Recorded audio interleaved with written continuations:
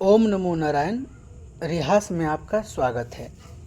हर वर्ष लाखों श्रद्धालु और हजारों साधक असम के कामाख्या धाम पहुंचते हैं। अम्बुबाची महापर्व को भारत का सबसे रहस्यमयी पर्व कहा जाता है। लेकिन क्या यह केवल एक मेला है? क्या मां कामाख्या केवल वशीकरण, तंत्र मंत्र और चमत्कारों की देवी है? यहाँ पर हम शब्द वशीकरण इस्तेमाल कर रहे हैं क्योंकि यहाँ पर षटकर्मों से है, क्योंकि इसके ऊपर फैक्ट की वाली बात हम चर्चा करेंगे। क्या सचमुच यहाँ ऐसी शक्तियाँ प्राप्त होती हैं जो लोगों को अपने वश में कर ले, अपने अधीन कर ले, या लोगों का कुछ भी हित अहित कर सकते हैं, या इसके पीछे कोई गहरा आध्यात्मिक और शास्त्रीय रहस्य छिपा है?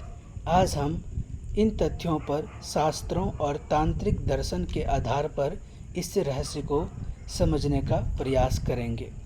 तो अध्याय फर्स्ट में हम समझेंगे कि माँ कामाख्या कौन है। दूसरे भाग में हम समझेंगे कि कामाख्या शक्तिपीठ क्यों कहलाती है। तीसरे भाग में अम्बुबाची महापर्व का वास्तविक अर्थ, और अंतिम में माँ कामाख्या केवल षटकर्मों की देवी है, वशीकरण की देवी है, या कोई गलतफहमी है। उसके बाद इसके अंतिम पड़ाव पर हम लोग प्रवेश करेंगे।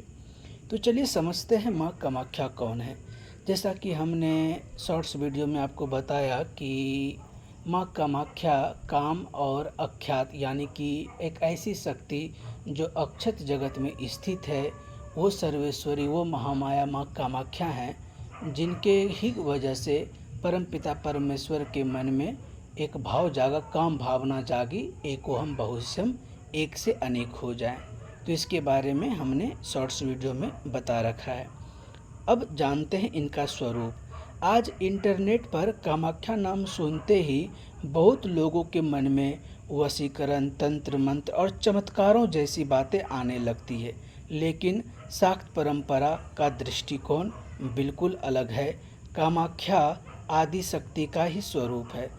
यहाँ पर एक बात आती है कि असम गुवाहाटी के नज़दीक एक मायोंग शहर के नाम से कोई शहर है, जहाँ पर प्राचीन काल में एक कमरू कामाख्या के नाम से जगत विख्यात था, जहाँ पर घोर तांत्रिक एवं षटकर्म आदि की साधना उपासना किए जाते थे, जिसके वजह से तंत्र विद्याओं का जो गलत उपयोग है, गलत धारणाएं हैं, वो प्रचार प्रसार हुआ। तो इसलिए अक्सर लोग माँ कामाख्या को उसी शक्ति से जोड़ते हैं। क्योंकि आजकल आप देखेंगे कि जितने सारे सवारी लगाने वाले व्यक्ति हैं जो इंटरनेट पर छाए हुए हैं, आप देखेंगे कि वो अपने टैग लाइन में लिखते हैं कामाख्या कामाख्या तांत्रिक, तो ये तांत्रिक, तो वो तांत्रिक। यानी कि अक्सर लोग जो अपना वर्चस्व फैलाना चाहते हैं या लोगों को आकर्षित करना चाहते हैं, वो माँ कामाख्या का नाम का उपयोग करते हैं। लेकिन शाक्त परंपरा क्या कहती है और उनका दृष्टिकोण क्या है, समझिए। देखिए, कामाख्या आद्य शक्ति का ही स्वरूप है। इसमें समझिएगा कि काम का शब्द का अर्थ केवल भौतिक इच्छा नहीं है। ऋग्वेद के नासदीय सूक्त में काम को सृष्टि का प्रथम इच्छा कहा गया, अर्थात वह प्रथम स्पंदन जिससे सृष्टि का आरंभ हुआ। इसलिए कामाख्या को मूल सृजन शक्ति का प्रतीक माना गया है, जिससे संपूर्ण ब्रह्मांड प्रकट हुआ। अब भाग 2 में जानते हैं कि कामाख्या शक्तिपीठ क्यों कहलाई। पुराणों के अनुसार जब माता सती ने दक्ष यज्ञ में देह त्यागा, तो उनके शव को लेकर के भगवान शिव विचरण करने लगे। तत्पश्चात भगवान नारायण ने उनके शरीर का खंडन किया, और ताकि वो इस अवस्था से बाहर निकल सके। तत्पश्चात जो माता के जहाँ जहाँ पर जो जो भाग गिरे, वो अलग अलग भाग अलग अलग शक्तिपीठ के नाम से जाने लगे। तो वही जो कामाख्या में माँ का योनि भाग गिरा, इसलिए वो शक्तिपीठ के रूप में जाना जाता है।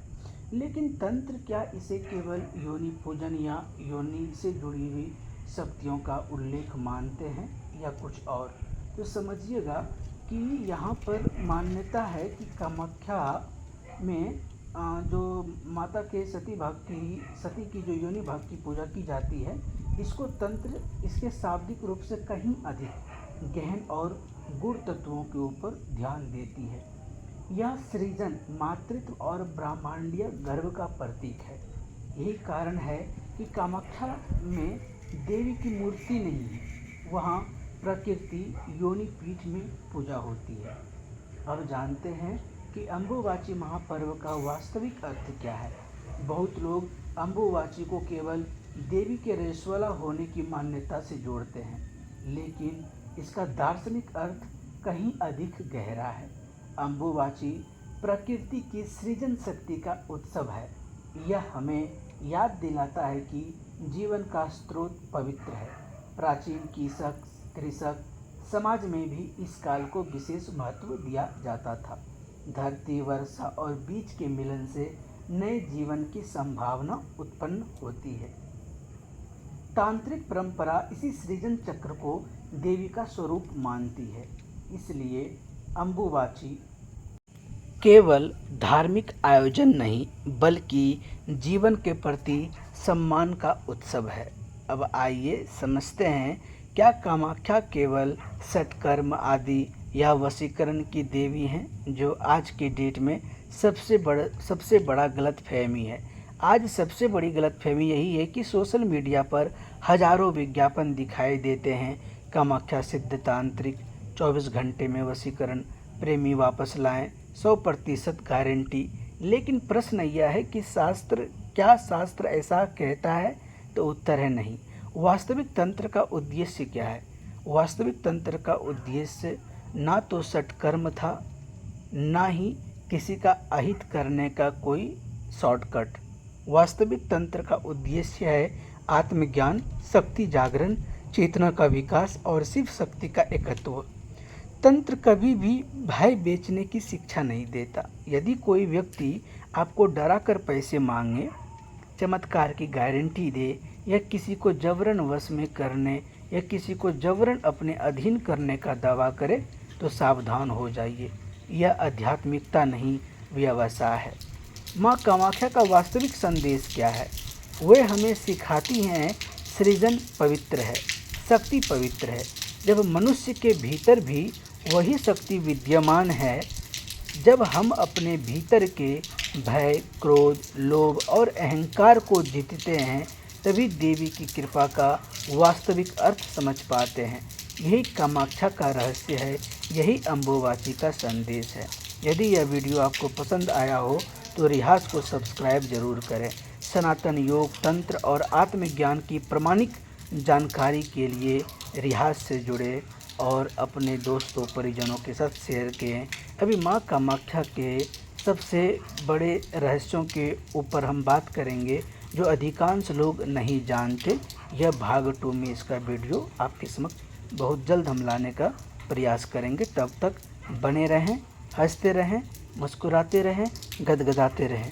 ओम नमो नारायण, नमः चंडिकाय ओम।